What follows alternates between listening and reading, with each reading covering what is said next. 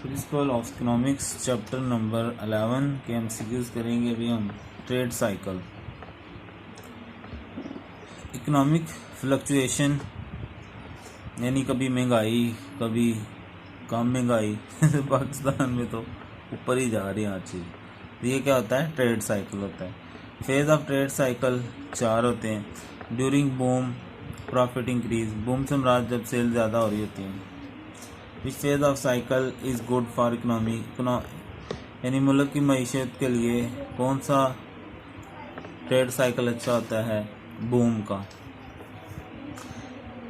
Which phase trade cycle living standard is better, लोगों का रहने का स्टैंडर्ड अच्छा हो जाता है बूम के दौरान।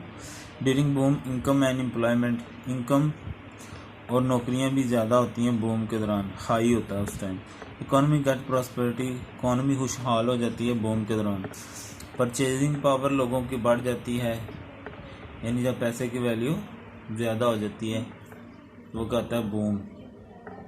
जैसे लोग बाहर जाने को तरजीह क्यों देते हैं कि उस जो डॉलर है, डॉलर वॉलर दिनार, उनकी पावर ज़्यादा है, ठीक है। यानी $1 हमारा 200-300 के बराबर होता है।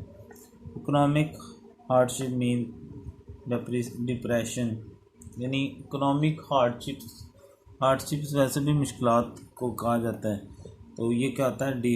डिप्रेशन, ठीक है। डिप्रेशन नीचे आना, कमी होना। डिप्रेशन के दौरान अनएम्प्लॉयमेंट यानी बेरोजगारी बढ़ती है। During which phase of trade cycle employment, किस फेज के दौरान employment income reach their lowest level, employment भी कम अज़ कम होती है और इनकम जो तनख्वाह वो भी कम अज़ कम होती है डिप्रेशन के दौरान। During depression the government prepares deficit, जब डिप्रेशन होगा तो गवर्नमेंट डेफिसिट बजट बनाती है।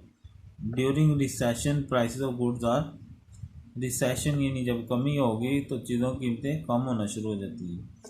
Who presented modern theory of trade cycle, किसने ये थ्योरी पेश की थी? He can Samuel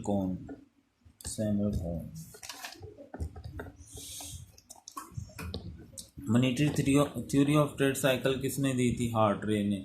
the sunspot theory of trade cycle किसने दी थी? WS जियोज ने। अकॉर्डिंग टू प्रोफेसर जिगलर, एक ट्रेड साइकिल कंप्लीट होता है 9 से 10 सालों के अंदर।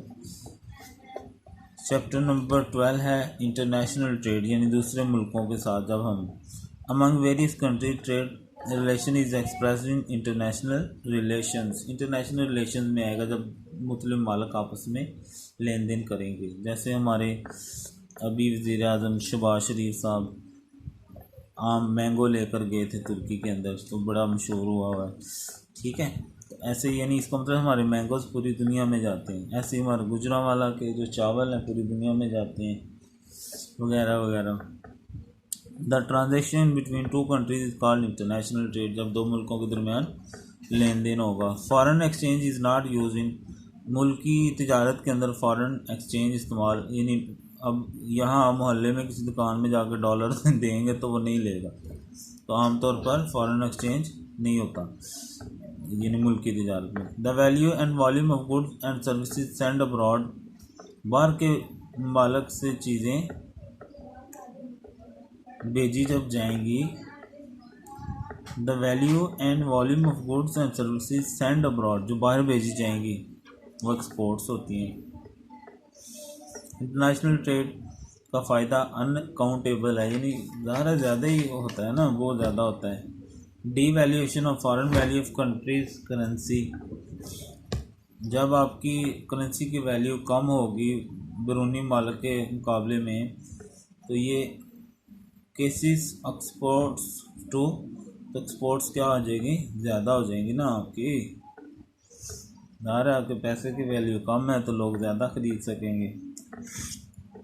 The skill that man poses to produce a good, वो स्किल जिससे बंदा कोई चीज़ बना सकता है उसको स्पेशलाइजेशन कहते हैं। स्पेशलाइजेशन मीन्स जैसे किसी लड़की को मतलब अगर सिलाई अच्छी आती है, कढ़ाई अच्छी आती है, तो स्पेशल है ना उसमें। स्पेशलाइजेशन से मुराद क्या है? स्किल टू प्रोड्यूस, कोई चीज़ पैदा करने का skill. Recording of visible and invisible item at international level, दिखाई देने वाली और ना दिखाई देने वाली चीज़ें इंटरनेशनल लेवल पे जब उनको रिकॉर्ड किया जाएगा तो वो क्या होता है, balance of payment.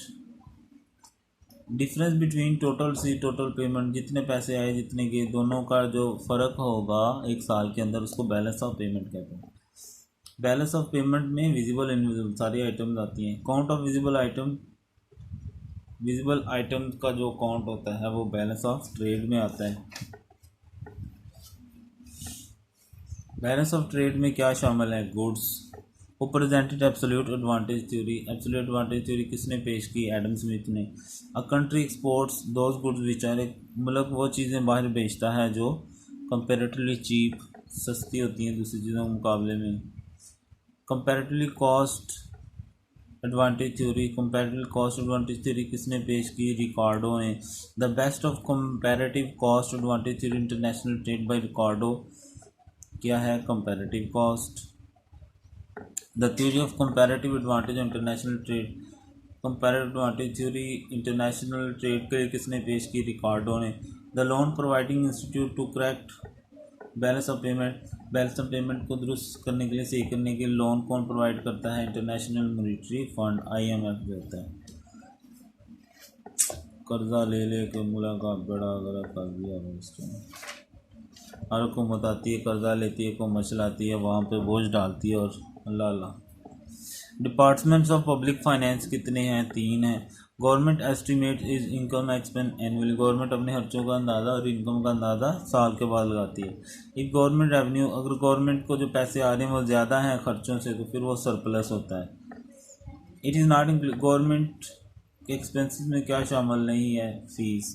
The burden of direct tax, direct tax किस पे होता है, कंज्यूमर, यानी जैसे मैंने साबुन लेना है तो उसके ऊपर जो टैक्स लगेगा वो। जनरल सेल टैक्स क्या है, इनडायरेक्ट टैक्स है। सेल टैक्स क्या है, डायरेक्ट टैक्स है। Burden of sale tax consumer पे होता है। बिगेस्ट और गवर्नमेंट का सबसे बड़ा जो पैसे का ज़रिया होता है वो टैक्स होता है। टैक्स पर टैक्स, टैक्स पर टैक्स, लगाई जो और सारा फ़ायदा बड़े ऑफिसर्स को और क्या बताएं किसको हो रहा है। The brands of economic related to government revenue, वो ब्रांड्स इकोनॉमिक्स के जिनका तल्लुक गवर्नमेंट के रेवेन्यू एक्सपेंसेस से होता है वो पब्लिक फाइनेंस में होते हैं। इनकम टैक्स क्या है, डायरेक्ट टैक्स है। It is not including government source, government source के रेवेन्यू में क्या शामिल नहीं है, defence. Which tax is interact, sale tax is the tax of federal government. Wealth tax क्या है, फेडरल गवर्नमेंट लगाती है। The tax impose on selling goods and services, वो टैक्स जो चीज़ों के बेचने और सर्विसेज पर लगाया जाता है, सेल टैक्स होता है। अगर गवर्नमेंट की इनकम लेस दैन एक्सपेंडिचर, खर्चों से कम है तो वो क्या होता है, डेफिसिट बजट होगा। The following states the canon of taxation first, सबसे पहले किसने असूल बताए टैक्सेशन के, एडम स्मिथ ने। Sale tax and excise duty indirect taxes में आते हैं। Government policy, government policy of revenue expense, government की जो पॉलिसी रेवेन्यू एक्सपेंस के लिए वो फिस्कल पॉलिसी कहलाती है। पाकिस्तान में ज़कात कब लगाई गई, 1980 में। रेट ऑफ ज़कात कितना आता है, 2.5% होता है। इम्पोर्ट और एक्सपोर्ट यानी दूसरे मुल्क में चीज़ें भेजना या मंगवाना, उस पर जो टैक्स लगता है वो भी कस्टम ड्यूटी, ये भी आम लोगों पे लगाया जाता है। जो बेचारे तगड़े मगड़े हैं वो इसमें भी क्या करें। उशर जो है वो एग्रीकल्चर आउटपुट पे लगता है। प्राइवेट ओनर और मिनरल सोर्सेज, जो यानी कोयला तेल वगैरह ज़मीन से निकाले जाएंगे ना, उस पर 20% होता है। ज़कात के किन लोगों को दी जाती है, वो 8 किस्म के लोग होते हैं। ज़कात मीन्स ग्रोथ प्योरिटी, यानी उससे यानी इस्लाम के मुताबिक इस्लामी कानून में तो दौलत पाक हो जाती है, दूसरा उसमें इजाफा होता है। एडम स्मिथ टैक्सेशन के असूल का कितने दिए, 4। Tax whose incidence is shifted to purchase, एक टैक्स जिसका असर असल में खरीदने वाले पे जाता है वो इनडायरेक्ट टैक्स होता है।